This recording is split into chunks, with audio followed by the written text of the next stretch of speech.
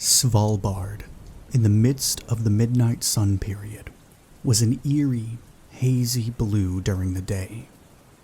But Ares had been dropped in at a little past 1 a.m., hoping to get the drop on whoever had taken over the seed vault.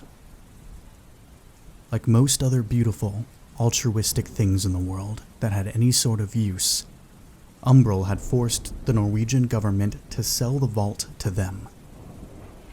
They kept up appearances that the vault was still only being used for global seed storage.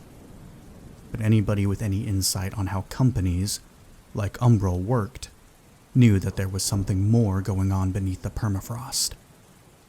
Umbral never did anything without profit. The seed vault had gone dark 12 hours before, and had it been located anywhere else in the populated world, Ares would have been on site much, much quicker. But getting to Svalbard was a little different, and the loss of time had them a little on edge. Satellite imagery had revealed nothing, but they hadn't taken any chances, and were dropped nearly 2 miles away from the entrance. An easy hike by any other standards, but the snow and the weather were not on their side. It was so ungodly cold, so unbearable, that Tempest muted her comms so that the others couldn't hear her teeth chatter. She couldn't keep her eyes from the horizon either. Ribbons of blue and green twisted there, like the murmurations of starlings she would watch outside her hospital window as a child. Back then, exhausted and half dead, she sometimes imagined being carried away on those avian rivers in the sky. She hadn't thought about that in a long time, and it caused something to pang in her chest. Tempest ignored it. She wasn't a nostalgic woman, or that sick child anymore. She was a super soldier, or at least that's what she told herself in the mirror every morning. Technically, she couldn't feel the chill of the snow that reached above her ankles. Not through her boots and the bodysuit she wore under her gear, which was run through with microscopic wiring that kept her temperature stable. But damn, the cold was so intense that it found its way through supposedly non-existent cracks in her clothing, skittering over her bare flesh in painful, icy blades. Tempest was warm, considering the fact that it was negative 10 degrees Fahrenheit outside. But she sure as hell didn't feel warm. In the distance, the blue and green rectangular piece of artwork at the top of the entrance to the vault glowed, getting brighter and brighter as they approached. Tempest could see the light of it on the dark snow, mirroring the same colors in the sky above them. Had there been any wonder left in her, it might have felt magical. Instead, it was just a distraction she had to endure before work began. They trudged through the snowfall, 2 by 2, with Sentinel at the lead, as always. Usually Raptor brought up the rear, but after a few moments of acting a little too brash for Sentinel's comfort, he had attached the second-in-command to her. This shifted Hawkeye to the back with Jester, but the team was trained to roll effortlessly with any such changes. It still made her feel like she was being babysat, but she couldn't let it bother her, not when they were minutes away from reaching the vault. Raptor, on the other hand, didn't mind. Tempest struck him as just another hot-headed upstart, too high on her own talent to think clearly all the time. He'd seen it a million times, and expected to see it a million times more during his time working with Umbral. This one, though, he thought to himself, vaguely amused, might be more trouble than the rest. Might as well take her down a notch. I can see you shivering from here, he told her, low and quiet. Maybe, when we're done, we can get you a hot cocoa. Fuck you, she responded, just like he knew she would. Umbral had given them precious little information about what they may or may not be up against, but at least the objective was simple enough. Identify who or what entity caused the blackout at Svalbard Seed Vault. If possible, bring back member of opposing entity for interrogation. Clear area thoroughly. There was always the understood addendum to collect any specimens of interest, but he wasn't sure how that would apply to their assignment that day. The on-the-record map of the vault showed just the entrance hall, a 500-foot concrete tunnel, and then 3 vaults. The map given to Ares also showed 3 identical secret vaults directly behind the first 3, which is where all the interesting stuff would be. It wasn't often they saw direct evidence of the new technology Umbral was creating for the Eclipse Initiative, but Raptor thought they might see a fair amount of it that night. He would be annoyed if it really was just a bunch of fucking seeds. There was a short bridge leading to the entrance, which they moved over silently after Jester was allowed to sweep the structure for any sort of explosive. Even though they didn't mention it to one another, most of the group had switched off their night vision during the hike up in order to see the Aurora Borealis, a small sign of the humanity that still lingered in them. But once they were at the bridge, they could all hear the barely audible zing of the night vision being activated behind everyone's visors. It was time to work. Sentinel entered the passcode Umbral had given him into the keypad outside the heavy metal door, but it immediately turned the keypad red in denial. That meant that there really had been a breach, and whoever was inside had changed the codes. The leader grunted before holding up a hand and motioning Cypher forward.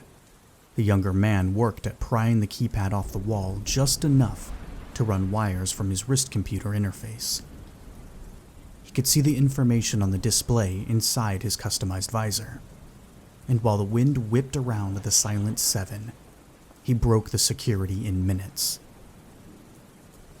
For being one of the most secure locations on Earth, the Seed Vault was surprisingly minimalistic inside. Most of the structure was gray concrete and silvery metal, exposed pipes and wiring giving off the distinct air that it was not a place built for appearances, but functionality only. Raptor appreciated that there wasn't a lot of nonsense to occupy their time searching, but the high ceiling and sterilized air of the vault's entry also gave them very few places to hide, if necessary.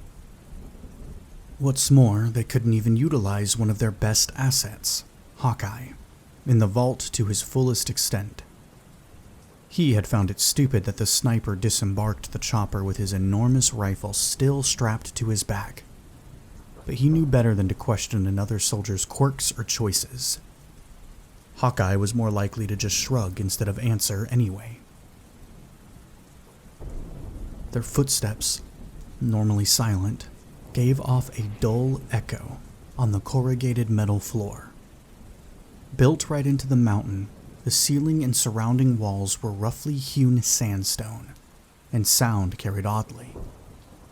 Ares wasn't sure what they were going to run into, but one thing was for certain: they weren't alone, even if it felt like they were. The other challenge was, even inside, the cold. Frost, inches thick in some places, covered almost all of the piping and ductwork, displaying just how frigid it was even inside. They were all dressed in the warming bodysuits, so none of their movements were restricted by the chill, but it still wasn't a good time. Ares cleared the entrance hall with quick, meticulous movements. Curiously, they found no signs of any intrusion, so, with a few more quick hand signals, Sentinel had them moving into the transport tunnel. It was a nightmare as far as both offense and defense went, just large enough for 2 people to walk side by side. They shifted into walking single file, dark shadows in the harsh overhead light. They spend the almost 500-foot walk adjusting their gear and readying for the unknown challenge, always on high alert. With no idea what lies in the back 3 vaults, Ares couldn't even work out who might want to take over the vault. Knowing Umbral, it could be anything ranging from bioweapons to cloning technology. The fact of the matter was, it didn't matter what was there in the back. Raptor couldn't have an opinion on ethics or morality about anything anymore. They had been trained to see anything and everything, but it was difficult when they had to move in such a small space, each soldier offset from the one in front of and behind them. It was Sentinel who first saw the warning, so obscure that anyone else might have missed it. The thin sheen of frost on the grated floor was undisturbed and flawless ahead of them, except for 2 large ovals of bare, unfrozen floor right next to one another. They were about 10 feet from the ovals and only 12 from the vault entrance when Sentinel held up a fist to halt them. But before he could make the call about how to proceed, all hell broke loose. The leader only had time to see the air above what he knew were footprints, shimmering, before the shots began to fly from the nothingness. Everyone hit the floor, going low before pressing against the walls and making themselves as difficult to pinpoint as possible. Ares fired back, but it was impossible to see their assailant. It was almost painfully loud in the small tunnel, but it was 7-1, and it was only seconds before one of Team Ares' bullets hit home and caused the invisible foe to grunt and flicker into sight. It only lasted for a breath, but now that they had seen the enemy, the team was able to zero in and attack in full. They could hear, and when the bullets hit, see the invisible man as he fled into the vault and disappeared to the left. There was a blood trail, much smaller than it should be, leading the way too, but Ares took a moment to reconvene before following it inside. It's some sort of advanced optic camo, Cypher told them. Since it wasn't damaged, only momentarily disrupted by shots, I think it must be run by some sort of passive energy field that is centralized somewhere nearby. They take that out, and they will be visible. They can't go in blind, Aegis protested. We don't even know what we're looking for, or how many are out there. I've got this, Jester announced. Sentinel, permission to take lead? Granted.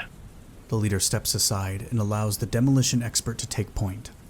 How much time do you need to prepare? I don't need any. They saw his crooked smirk before he pulled his gas mask on. Go ahead and mask up.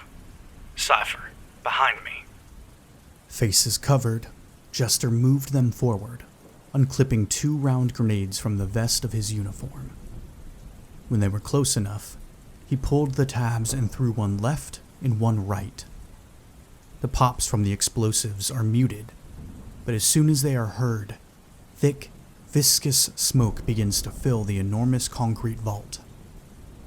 It wasn't like any other smoke grenade, and the dark gray clouds expanded rapidly, growing to almost impossible sizes. With the map of the center vault on his visor display, Cypher directed them verbally, and Jester followed his directions instantly. Putting their trust in the 2 leads, Ares didn't split up to quickly clear the room, but kept a tight, deadly formation as they pressured the invisible adversaries, driving them to the center of the room. The entire place was cut into thin walkways between towering shelves of seeds, all sealed in airtight containers, and it should have been impossible for them to maneuver. But Ares wasn't one of the top teams in the Eclipse Initiative for nothing. Whatever optic camouflage was being used, Cypher quickly ascertained that it was using some sort of mirror technology. The enemy soldiers weren't clear silhouettes in the smoke like they would have been if their camouflage was an AI-generated cover. Instead, they were rendered into pixelated, misplaced gray forms. Not easy to see, but visible. It was instantly clear that they were wearing some sort of impenetrable body armor, just like Ares was. But Jester hadn't taken point just to let off his modified smoke grenades. As soon as the first ghostly figure came into view, Jester lifted his AA-12 shotgun and fired. Of the 3 possible forms of ammunition he had on his belt, he had chosen birdshot. It wasn't deadly, but when he fired and the figure hissed and grabbed at the bend of his knee, the vulnerabilities of their armor became clear. And as soon as the vulnerabilities were pinpointed, Jester's team members fired their rifles and hit the weak spots without a single word needing to be exchanged. As soon as the invisible soldiers dropped their weapons after being hit, the weapons became visible, and Ares kicked them out of reach as they went.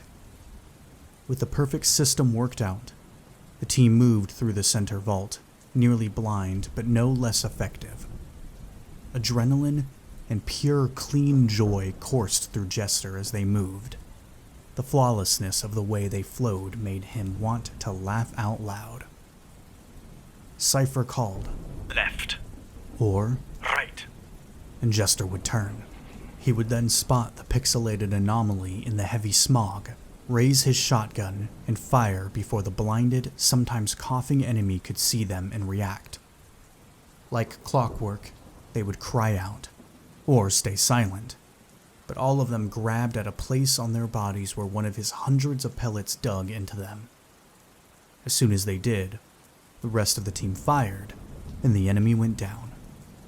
Some were hit in the knee, others in the elbow, and a few of the more unfortunate ones were hit right in the throat. There were 6 enemy soldiers in total, and no one had any illusions that Ares wasn't vastly outmanned. If there were 6 in the center vault, there were surely more elsewhere. The Svalbard Seed Vault had a constantly cycling ventilation system, and the smoke started to clear soon enough. Cypher moved them around the perimeter, through the outer racks, and inward, making a spiral. So, when they reached the center, Team Ares could almost see clearly, and they were the last ones standing. Directly in the center, at their feet, was a downed, still camouflaged person. Around them, there were moans and the sound of the other downed soldiers trying to move. While elbows and knees weren't exactly kill points, 5 or more projectiles embedded in each would put even the toughest mercenary down. The one at their feet had been taken out at the knees, and as the air became clearer and clearer, all that was left of the man that was easily visible were the pools of blood beneath him and the shimmer of his camouflage. Sentinel looked to Tempest and gave her a tight nod. She grabbed the down man by the neck, hauling him up, even when he buckled on his decimated knees, and slammed the invisible figure against one of the racks. He flickered, visible and then gone again, too quick for them to see anything but his oddly slate-gray uniform. Tempest held the man there, digging her knee into his shattered one. No one moved as the sounds of pain from the other downed soldiers were drowned out by the grinding of bone on bone. Her prisoner screamed. Now, where is the control center for the camouflage? She growled, voice distorted by her mask. The man in her grip wheezed. Tempest leaned back and brought her booted foot up, driving it into his left knee so hard that it bent nearly backwards. He howled. "Ventilation pipe in the entry hall!" The words were wrenched from his throat as if Tempest pulled them out of him with her bare hands. She dropped him and dusted her hands off, everyone waiting for their next orders. Hawkeye, take Cypher and find it. Sentinel commanded. Everyone else, eliminate any fallen. Once the camouflage is down, we're going to need to finish clearing the 2 remaining forward vaults and then tackle the back 3. The group echoed acknowledgements and moved into action. Aegis didn't know if executing humans that she couldn't see was better or worse than the ones she had to look in the eye. It didn't hurt the tattered bits of her soul quite as badly, knowing that these people would have killed her had they been given the chance. But it was still dirty, distasteful work. Having to use both hands to feel for their heads, dig her gloved fingers under an invisible helmet while they were weakly trying to fight her off, and then finally sink a bullet into their temples with her sidearm, had her stomach turning. But Aegis gritted her teeth and did it. Lucky for her, the math worked out and she only had to execute 1 man. Cypher and Hawkeye retraced their steps, and by the time they returned, the rest of the group was waiting for them. Minutes earlier, they had watched as the passive energy field controlling the camouflage powered down, and the invisible corpses became visible to them for the first time. As a whole team, they investigated the bodies and the strange, chitinous gray body armor they wore. They each wore a receiver on their backs, the size of a matchbook, that powered the camo when the passive field was active. Other than the armor and the camo, though, they looked like any other run-of-the-mill mercenary group that Ares had run into before. Seeing that they were just normal humans relaxed the team somewhat, and they all stretched, reloaded their weapons, and readied themselves for the next forward vault. Only the center vault held the seeds that the vault was named for. According to public information, the vaults to the left and right were empty and used for nothing but storage, awaiting the day that they would also be needed to hold the keys to future plant growth. They were also left mostly blank on the map that Umbral had provided the Eclipse Initiative with, reading only Armory. And they were indeed armories. Some of the most well-stocked ones that Aegis had ever seen, with weapons both familiar and completely foreign to the medic stacked nearly to the ceiling. Both side vaults contained, just like the center vault, 6 enemy soldiers each. They had tightened their patrols and were much more quick on the trigger now that their camouflage was gone, but Ares was unbothered by this. In the full light, head-on, there were very few in the world who would be a challenge for them. This group was not one of them. In line with their objectives, Aegis took a single soldier out with a non-lethal round, putting the poor young woman to sleep with a morphine injection to the neck once she was down. Umbral would want a hostage to extract information from once they were back at base, especially since no amount of field interrogation methods would get them to give up any names besides Armor. According to one terrified mercenary, it stood for Advanced Recon and Military Operations Regiment. It started to cause a frisson of concern to work its way down Aegis's spine. These mercenaries struck her as one thing, and one thing only: rookies. But not rookies like Tempest or Cypher, young and hot-headed but ultimately effective, but scared, hardly trained rookies. All of them were awful shots, their bullets either missing or hitting the Ares members in places visibly protected by body armor. They didn't seem to know why their own group, Armor, had been tasked with taking over the seed vault either. Something was off. She was sure of it. With 17 dead and 1 incapacitated, Ares finished clearing the front 3 vaults and still had no idea what the takeover was about. While Cypher once again moved forward to coax the hidden door leading to the back vaults open, Aegis slid up next to Raptor and flipped her comms off. She wanted this to be a private conversation. There was a certain rapport between the two, and all she had to say was, "What do you think?" for him to catch her drift. Like usual, they were on the same page. The battle-hardened Kenyan, second in command, and the German field medic made an odd duo, but on the battlefield, stranger friendships than theirs had been forged. I think it's a trap. Raptor told her, his voice low. And if I'm thinking it, Sentinel is thinking it too. So, why are we going forward? Like it's just going to be 18 more greenhorns on the other side of this door. Realistically, we have no idea. He shrugged one massive shoulder. As far as I see it, the boss probably figures that if we are obviously aware of whatever game is being played, our adversary back there will be more likely to try to eliminate us with brute force as soon as possible. But if they think we still think we've already won, they'll underestimate us and we'll have the upper hand. The element of surprise and all that. Aegis hummed to herself thoughtfully, but her teammates' words did little to settle her. All right, if you say so. When the keypad in front of Cypher went green, the group raised their rifles and moved, making their way into the first of the secret vaults and towards whatever mysteries they held. Sentinel visualized the seed vault's layout in his mind and was less than thrilled with what he was leading his team into. The back three vaults had the fantastically vague designations of battery for the center, research and development for the right, and for the left, simply the three-pronged warning sign for radiation.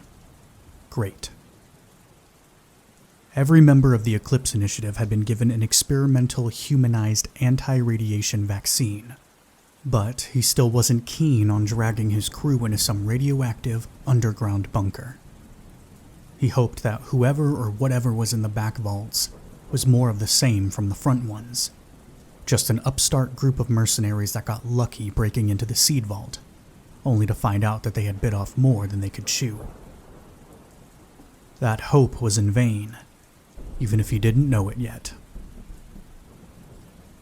It was eerily quiet, with only the sound of the always active ventilation system breaking the silence at all. Just like the name suggested, the battery was full of artillery, and everything was illuminated by obnoxiously bright overhead LEDs. He moved Ares through the vault as silently as possible, crouched low, and weapons drawn. But it appeared as if the place was empty, which was impossible. Someone with experience had broken into the vault, and there were only 2 more places they could possibly be. It set his teeth on edge. Ares finished clearing the entire battery vault, and found no one. It was becoming obvious to most of them that there was some sort of ambush waiting on them, but there was nothing else to be done besides push on. The choice of the next room to examine was easy: research and development. The hulking, thick steel door of the radiation vault was unwelcoming, and Ares had no desire to push their luck if they didn't have to. There was an airlock between the back center vault and the R&D vault, and once they entered the lock, they could see the R&D lab through a small porthole window. The walls and ceiling weren't the rough sandstone of the others, but inside were white and sterile. It was a familiar sight for all of them, but the sheer amount of work it must have taken to assemble the lab deep in the mountain wasn't lost on the team. Whatever was being created there had to be important, at least to Umbral. They could also see that they weren't alone. The rest of the group that had broken into the seed vault was posted inside, seemingly unbothered that they were all fully visible at that point. Or maybe they hadn't felt the need to use the same camo as the earlier crew, because any obvious signs that the first round of mercenaries had been new to the game weren't present anywhere in this smaller team. Dressed in the same chitinous silver-gray armor, the similarities ended there. Sentinel could see 8 of them, and it was difficult for him to tell them apart.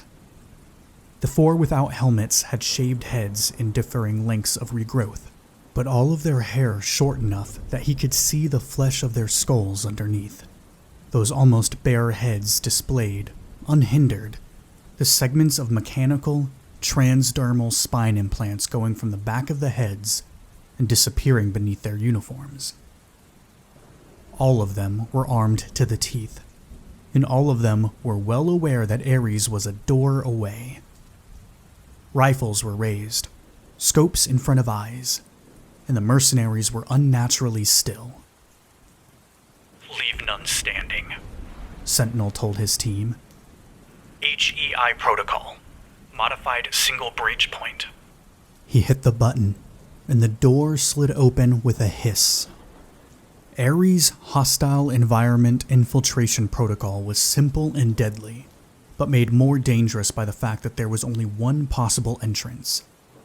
So, Hawkeye, Jester, and Tempest fell back into the center vault and out of the airlock, while the other 4 pushed forward and fanned out. There was no waiting, and the firefight came to life in an instant. Sentinel, Raptor, Cypher, and Aegis took cover where they could, but didn't push the armor soldiers back any.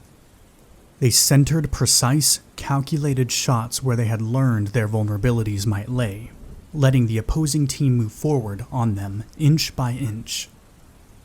When the enemy team was close to bearing down on the 4 Ares members, the shots echoed off the lab walls so powerfully that no one heard the snick of the grenade pin being pulled from right beyond the airlock. But they noticed when one, and then a second, of the viscous gas grenades landed and exploded. All of Ares were still wearing their gas masks, and although they were equally blinded by the fog, it didn't burn at their ears, noses, and mouths like it did for the other mercenaries. With the upper hand obtained, they advanced. There were a few short minutes where vision was almost impossible, and Tempest slid into the haze like a shadow. She had memorized which of the armor team were helmetless, and found the first of them in the darkness, bringing them down with a few devastating blows before drawing her combat blade across their exposed throats. Except, the knife barely parted the flesh. She frowned, but didn't miss a beat, increasing the pressure until she got the result she wanted. It all happened in a flash before she dropped the body and moved towards the next, blood hot on her hands, but something stopped her. A hand around her ankle, from the body with the slit throat.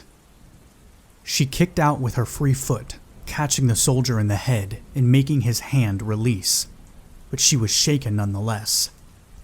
Who the hell survives their throat being slit? Tempest thought furiously, already grappling with her next opponent. It should have been easy to find room to move in the massive vault, but the smoke and the unexpected durability of the armor team was throwing Ares off. Cypher, for all that the team considered him their computer geek, was a crack shot most of the time. Deep in that mountain, though, he felt like no single shot was shaking the bastards. He could see Raptor finally hit one in the throat and make them throw their heads back, and Cypher was sure his second-in-command had gotten the second kill behind Tempest. But the armor soldier's chin came back down to his chest, and Cypher watched, disbelieving, as the man raised his rifle and continued the assault. Did anyone else see that? Raptor growled over comms. In unison, a few of them answered in the affirmative. Hawkeye. Sentinel's voice came through calm and clear. Fall back and get into position. Go for the head. See if you can break through the helmets. We need the instant kill, if you can manage it. While the sniper took a knee after getting as much distance as possible, the rest of the team continued to spin their wheels. The ventilation cleared the air, and Cypher could see Tempest locked in hand-to-hand combat with one of the armor members. A wave of cold hit him when he saw the muscles of her legs quivering to hold herself in place as the woman she was fighting tried to pull her to the ground. Tempest was strong, almost obscenely so. And if she was struggling, it worried him. The tide turned when Tempest's opponent finally managed to get her off balance and deliver a devastating kick to Tempest's gut, sending her flying as if she weighed nothing. The distance should have been impossible, and they all heard the breath leave Tempest's lungs as she hit the floor hard. Cover her! Raptor snapped, and Ares reformed, giving up hard-earned ground to circle their fallen member as she struggled to her feet. There was a wheeze to her breathing, but she was conscious. As his vision cleared, Cypher heard the telltale, bone-deep crack of Hawkeye firing. He aimed for the woman who had been Tempest's adversary in her uncovered head, but with a movement that should have been impossible, she raised her arms in an X in front of her face at the crack of the arm, and Hawkeye's round took her in the forearm. By all accounts, the .338 Lupa Magnum round should have cut through both of her arms like butter and reached her skull, especially at such a close distance. But while she cried out, it wasn't a kill. The soldier dropped her arms, and Cypher got a good look at her one crippled arm and the red hole in it. But to everyone's shock, the round was simply embedded halfway in her other arm, where they had been crossed. So either the body armor was impossibly durable, or the soldiers themselves were. Or both. All Hawkeye had to say about the matter was a deadpan, Huh. before he was clearing the round from his rifle and firing again. He got the clean between the eyes hit that he had been seeking, and the soldier dropped slowly. First going to her knees, then to her hands, and finally the ground, rolling herself onto her back before collapsing in full, open eyes staring skyward. She should have been dead on impact, but a kill was a kill, even if somehow the round was still inside her skull instead of embedded in the lab wall. Not the body armor then, the opposing soldiers themselves. Cypher could feel the thread of familiarity in his mind vibrating, so with a quick request for cover, he moved back behind Sentinel and activated his optical display, zooming in on the downed soldier's face and examining where the bullet had sunk in. There was the expected gore, but it was different. The shot had cracked her skin like it was glass, hairline fractures running away from the jagged hole in her skull, not at random, but following hexagonal lines, a perfect pattern. He was momentarily stunned. None of the information that he had skimmed off the private Umbral servers mentioned anything like cybernetic skin. But there it was, right in front of him. The urge to dive as deep as possible into research itched at him, but with the cracks and booms of guns firing around him, he had more pressing matters to attend to. There was also the issue of what the Seed Vault lab was really working on, but unless he had to, he wasn't going to reveal what he knew. Cypher was already flying too close to the sun, but Ares was currently incredibly close to one of Umbral's top projects. He hadn't meant to come across the information while researching Project Chimera, but it was too late. It wasn't possible to scrub the truth from his mind. With nothing else to do, Cypher tried not to think about how he had been sneaking into the Umbral servers, tried not to think about what any of the armor soldiers might have already acquired, and simply did his job. They're enhanced. He told the team. It is in their skin, not the clothing. The rest of the team absorbed this information. Cypher rejoined the ranks, and Ares, like they always did, adjusted. Now that they knew what they were looking for, the offensive took a different turn. Jester could feel the sweat dripping down his neck beneath his gear, and he was losing humor with the situation with each passing moment. His hands were tingling from the constant vibrations of the shots he was firing, and his jaw was tight. The firefight was taking far too fucking long for Jester's taste. The death of the second armor soldier had their squad mates kicking the aggression up, one of them shooting into the glass window of the airlock and shattering it. The distraction didn't faze Ares, but the message was clear. We're coming through. Hawkeye downed the last two without helmets, and Ares finally outnumbered armor, 4-7. Jester ducked behind a lab station, the same one where Tempest was catching her breath, and looked over at her. You good? Broken ribs, probably. She gritted out. Don't tell Aegis. Jester chuckled. He didn't want to tell her that Aegis had probably diagnosed her immediately just from her breathing pattern or something similar. The lab was destroyed beyond recognition, and he knew good and well that unless they managed to salvage something from this bullshit mess, Umbral was going to be pissed. Their objectives were to bring a single live subject back for interrogation, if possible. But that was before they all knew that armor were some sort of cyber soldiers. Umbral would definitely want as many samples of something like that as possible.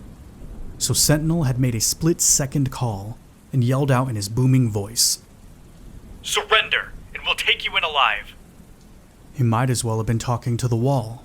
For whatever damned reason, Armor was trying to push up on them as closely as possible, like they wanted to engage in hand-to-hand.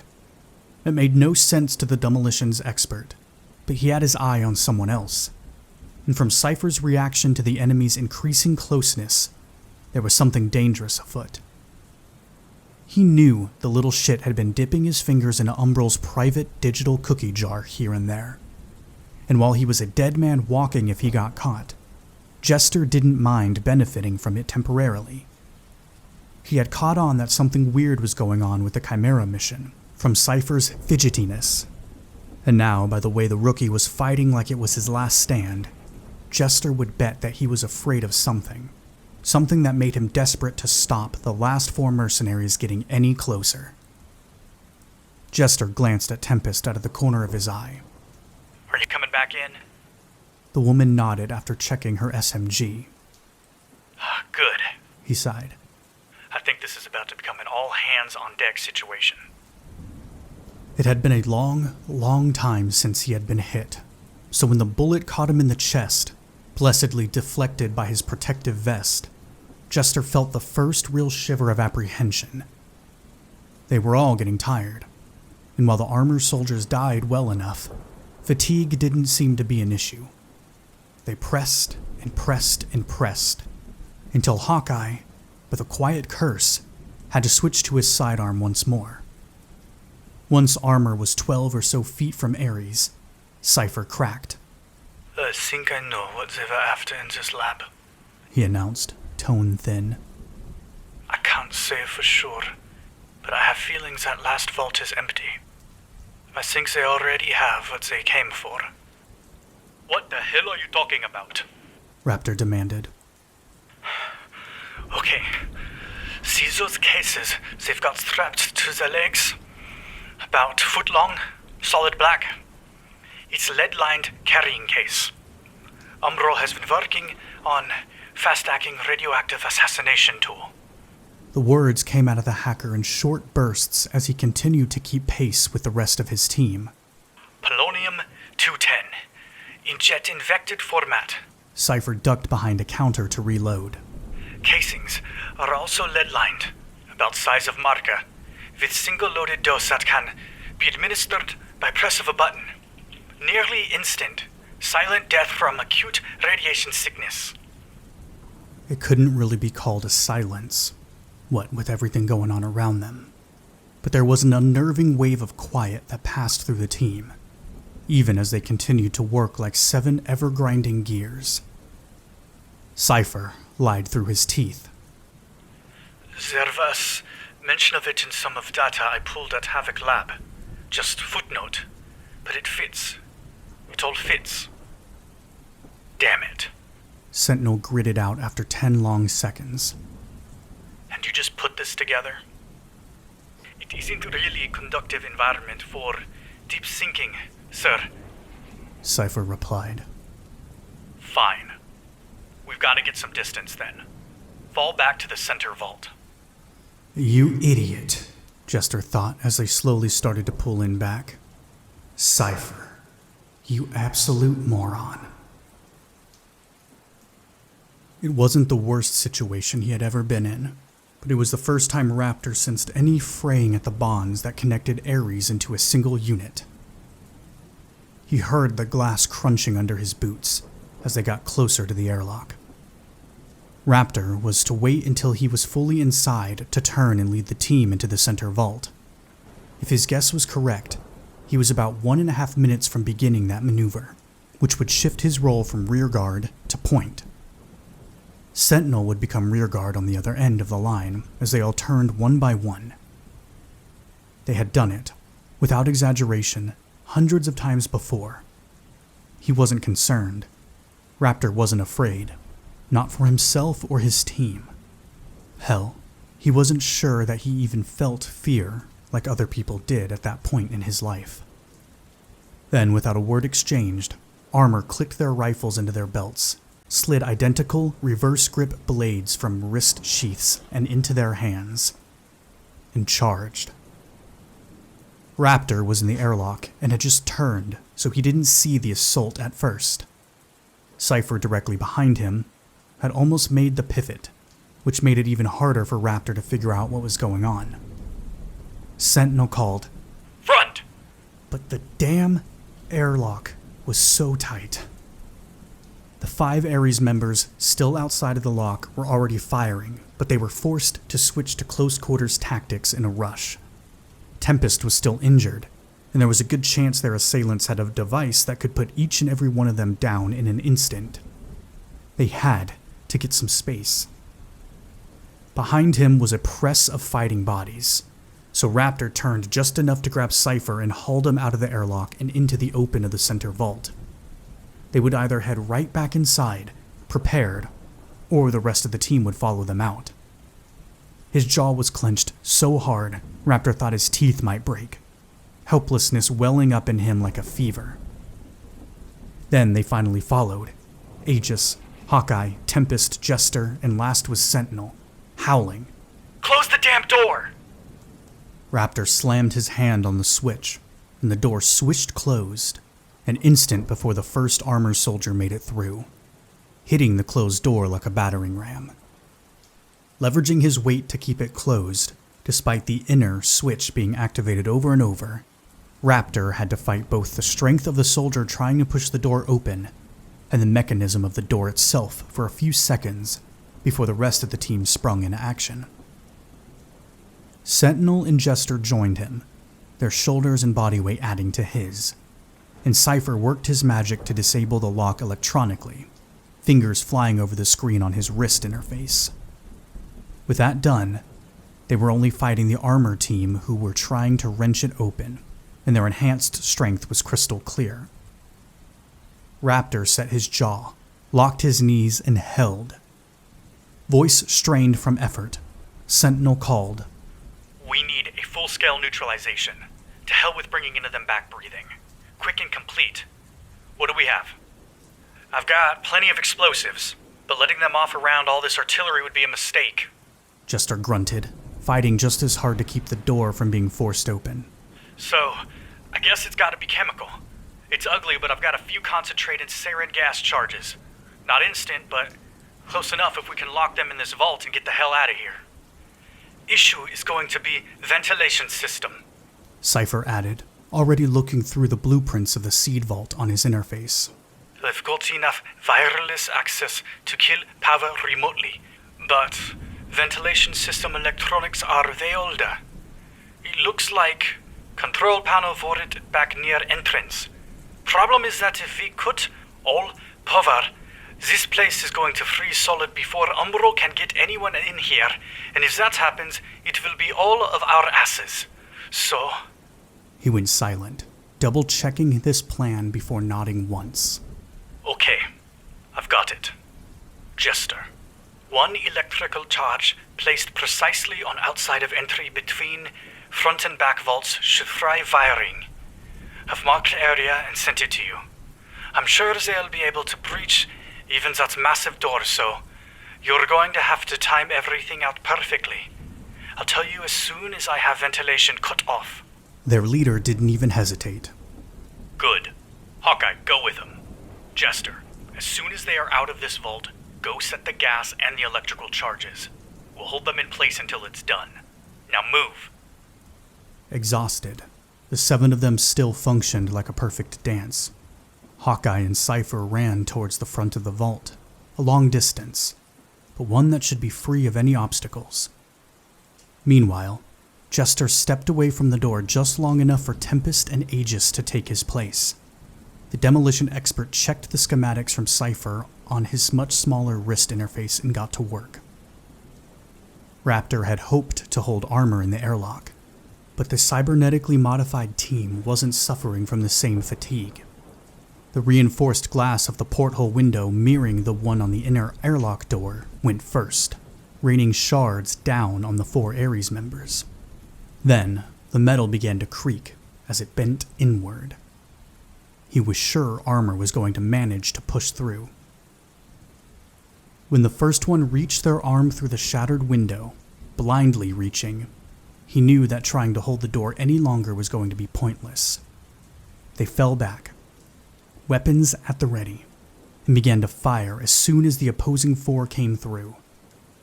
Jester rejoined them soon enough, bringing them back to 5 against 4. He kept telling himself mentally that it shouldn't be much longer, that Cypher and Hawkeye were moving as quickly as they could. Maybe, if Tempest had been at full strength, or maybe if Jester hadn't taken so long to set the charges, they could have kept them at some sort of distance. But the towering racks of artillery and the cramped spaces between them made it impossible. And before Raptor knew it, he was fighting hand to hand with a man that had a punch like an oncoming train. His opponent still had the reverse grip knife in his hand, but Raptor wasn't overly worried about the blade. His body armor should have absorbed any slash or stab. The fights, both the one he was stuck in and the ones around him, were ugly and brutal. He pushed his gas mask up despite his better judgment, needing better vision and tasting blood in his mouth. The other man might have been armed and enhanced, but Raptor was the better fighter. There was something to the way he fought, fist to jaw and knee to kidney, that still carried echoes of the brawls he would get into as a hungry, whip-thin kid on the streets. It made him intelligent in a way that a lot of other soldiers weren't, and it made him able to take his opponent to the ground, slamming his helmeted head on the concrete floor. He let the knife edge catch him in the shoulder as he moved to draw his sidearm, but his grip stuttered when the blade unexpectedly cut through his gear and right into his flesh, sinking deep. The pain was a lightning flash that Raptor ignored, grabbing the other man's wrist and wrenching it sideways. The bone didn't crack like he expected, but he released the knife, which Raptor jerked from his shoulder with a grunt. And with his uninjured arm, he stabbed upwards until the blade slid up and under the other man's chin, parting his enhanced skin with a sound not unlike the crackle of breaking ceramic, and with one final push, up through the jaw and into the skull. Raptor jumped off the man as soon as he went limp, and took in the scene around him, ignoring the throb in his shoulder. Sentinel was engaged with one soldier, Jester was backing up Tempest with another, and Aegis was trying to take down the third. He watched the medic kick her larger opponent aside, but as the man landed heavily, Aegis wasn't able to close the distance and finish the job quickly enough. Everything happened at once. They all heard Cypher's sharp "Now!" from their comms. In the same moment, Raptor watched the man Aegis had been fighting jerk open the matte black box on his thigh. Raptor felt like his heart would pound out of his chest as the man yanked a single black cylinder, perfectly sized to fit in his palm, out, and held it in front of him like a talisman. Aegis skipped to a stop, but the armored soldier struck out like a viper and grabbed her around the ankle, jerking her leg out from under her and bringing her to one knee. Sentinel's voice was muffled in Raptor's ears as he yelled for them to evacuate the vault. Jester ready to blow first the door charge and then the sarin charges when they were all free. He and Aegis were the furthest from the door. They'd never make it. Not with the last 2 armor soldiers already sprinting after the rest of Ares, and the soldier Aegis was engaged with armed with the pneumatic polonium device. He couldn't leave her. He wouldn't be able to leave any of his team, but definitely not Aegis. Fear trickled in. He could still feel it after all. Raptor yanked his gas mask back over his face and snapped it shut. Set off the gas and close the door, but don't fry the wiring, He yelled. We'll be right behind you. Their leader almost never hesitated, but there was a single heartbeat of time where Raptor saw Sentinel looking at him across the distance, right at the mouth of the vault entrance door. But Raptor was second in command, and Sentinel had given him the trust time and time again. He did it one more time, rushing Tempest and Jester out before the door slammed shut behind them. A second later, the sarin gas charges popped, and the noxious fumes began to fill the air. It wasn't ideal, but his and Aegis's masks should keep them safe long enough to rejoin the rest of the team on the other side. He ignored the 2 free enemies, hearing them start to choke. Raptor sprinted towards Aegis, more than ready to get the hell out of the vault. With his blood rushing in his ears, he could barely hear what the medic was telling him as he drew close. No! She shouted. Raptor, don't! Then the cyber soldier had Aegis under him in the struggle, and he put the hard bar of his arm across her neck even as she bucked and kicked underneath him. Raptor saw the polonium device in his hand, saw the way he was fighting to bring it to the thrashing medic's temple, and did something brilliantly, horrendously foolish. Anything else would have taken too long. Raptor didn't waste time pulling his sidearm or even his combat knife. Aegis had only inches, only seconds until certain death, and the scraps of the good man he might have been screamed for him to act. So he did. Wrapping his arm around the armor soldier's neck, he wrenched him backwards and off of Aegis. It took all of his strength, and his grip wasn't what it should have been because of his shoulder, but it was enough, and he fell backwards with the other man in a vicious headlock, freeing his teammate. She scrambled to her feet, but it wasn't quick. Raptor felt a rush of relief at seeing her stand, though, and it was powerful enough that he barely registered the press of lead-lined steel against the back of his gloved hand around the man's neck. But he did hear the pneumatic hiss of the device injecting. Freezing, high-pressure streams of liquid cut through the glove, skin, muscle, and into bone. And it was done. They were screaming at her over the comms. Aegis! Aegis! Cypher is down, do you copy? Aegis! It was a cacophony of all of them, but she didn't have the breath to answer. Every ounce of air was given to the task of hauling all 200+ pounds of Raptor to the exit. The last of the armored soldiers vomited, choked, and died around them. She lowered him just enough to pound on the exit door, gasping. It's me! Hoping they would hear her over all their yelling. The door switched open, and immediately Sentinel was there to take the burden of her second in command.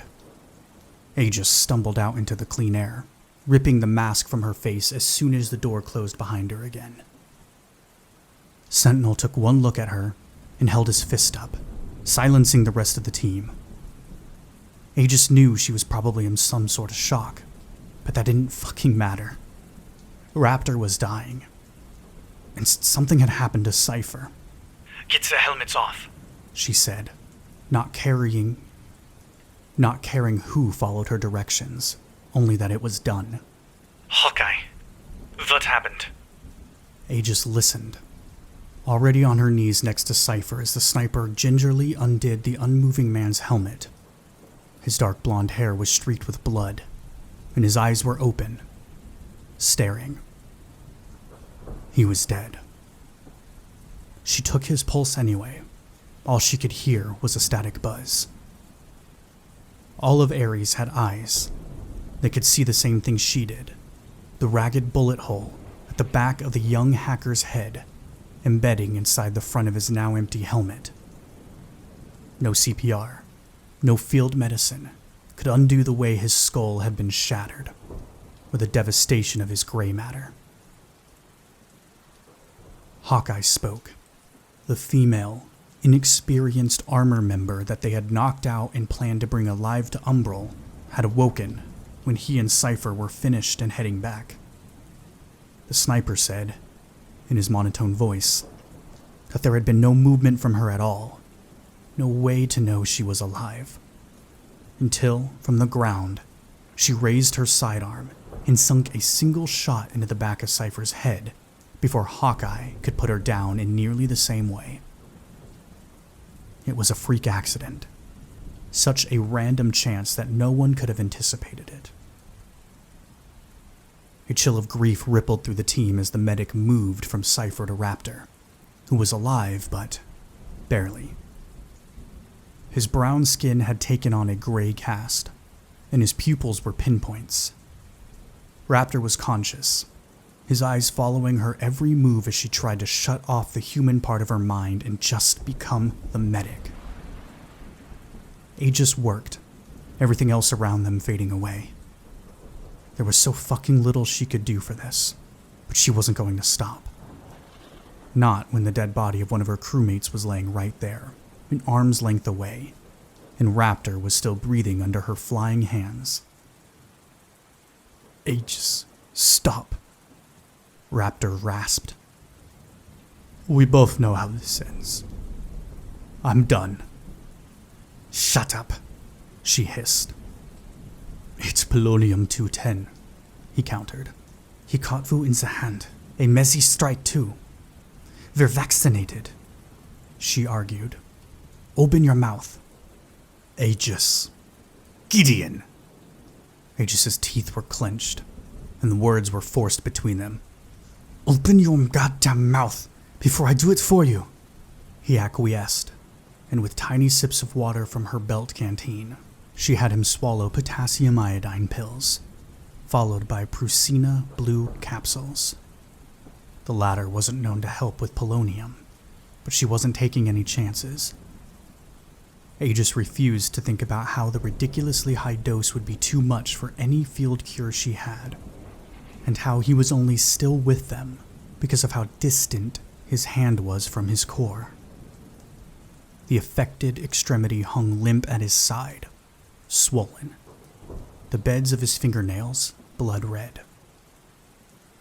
Raptor could barely swallow, but they got the pills in him. Then she had nothing left to do, and sat back on her heels, watching his face and listening to the battle of his breathing.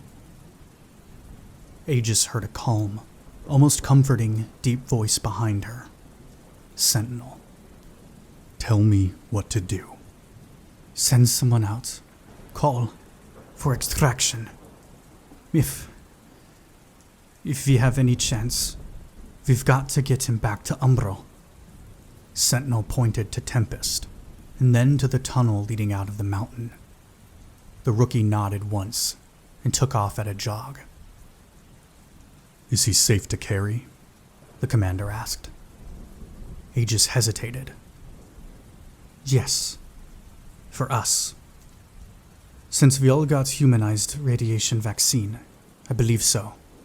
It's only affecting him so badly because the injection was intraosseous. In her heart, she knew that at least Sentinel would have probably carried the poisoned man out, even if he was dangerous to the touch. But he wouldn't risk the rest of Ares unless she gave him the okay. Fuck that. Raptor's voice was almost a whisper. Leave me. It's not worth the risk. Aegis's thoughts were a jumble of self-loathing. He's suffering because he saved me. Me. All too human emotions were welling up in her, and she had the absurd fear that her team might see the fear in her eyes. So, she only looked at Raptor, I'm the medic here, and I'm making the call. He grabbed her wrist with his good hand. Her unlikely friend, her savior, held her gaze. Alitza, don't try and be a hero. Not for me. She shook her head. Cypher's death hung over them like a thundercloud. Then you shouldn't have been one back there either, Gideon. Aegis turned around to look at Sentinel, who had removed his mask too, and nodded once. Let's move out, he boomed, and the shaken, still standing members of Ares fell into position. Hawkeye and I will carry Raptor. Aegis saw the commander's jaw tighten as he gave the final order. We leave Cypher.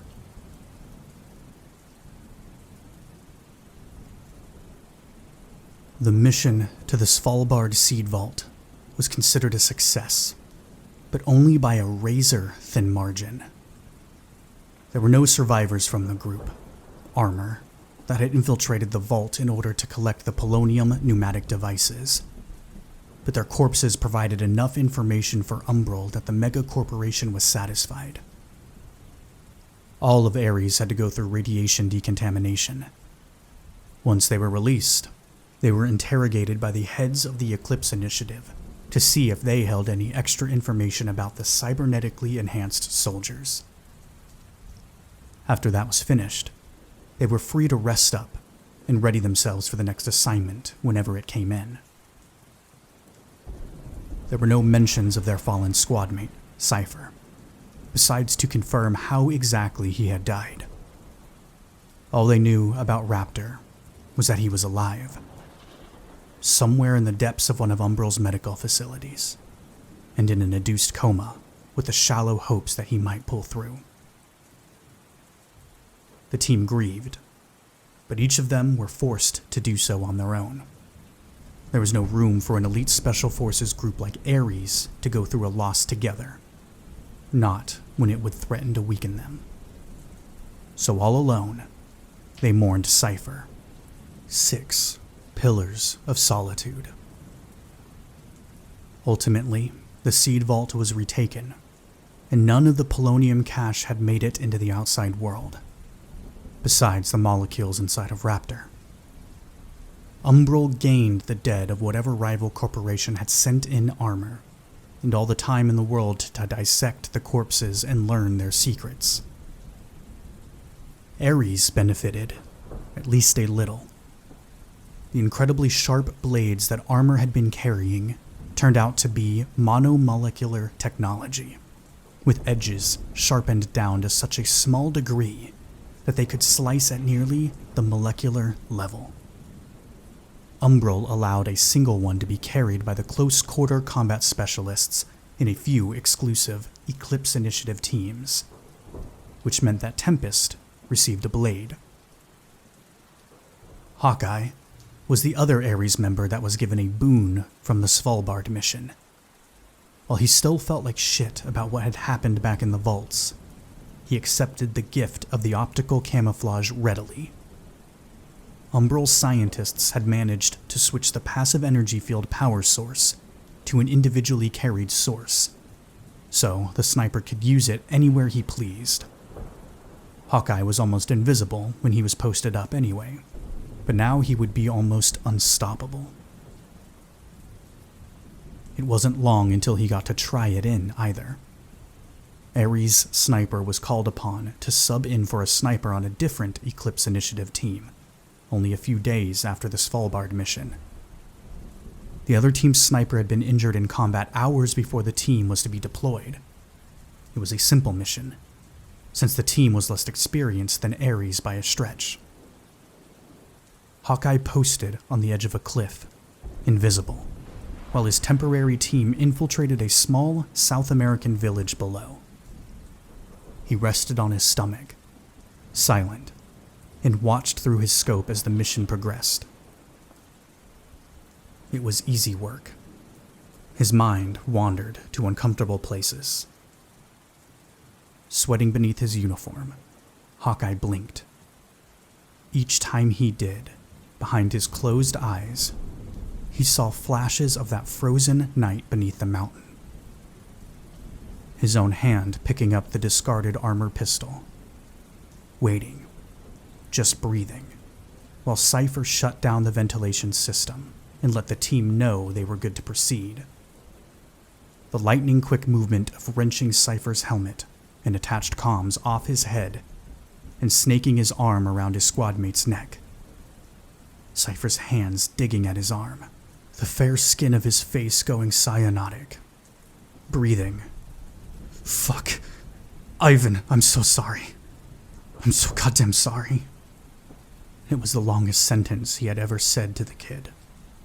Then, lowering the unconscious body to the ground and sinking the single shot into the back of his head.